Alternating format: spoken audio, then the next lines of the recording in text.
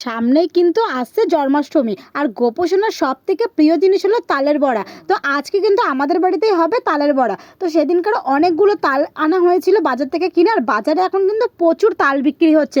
সামনে যেহেতু জন্মাষ্টমী, তো তাল দিয়ে কিন্তু অনেক কিছু বানানো যায়। আমার এই ভিডিওতে তোমরা এক এক করে দেখতে পারবে অনেক রেসিপি তাল নিয়ে আসবো।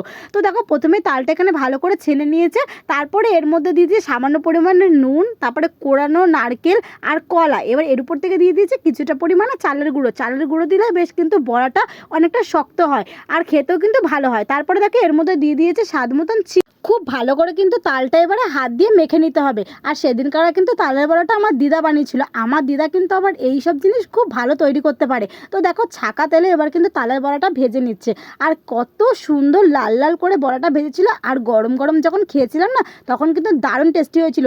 তোমরা কারা কারা তালের বড়া খেতে ভালোবাসো আমাকে অবশ্যই কিন্তু কমেন্ট করে জানিও। আমার তো তালের বড়া খেতে দারুণ লাগে।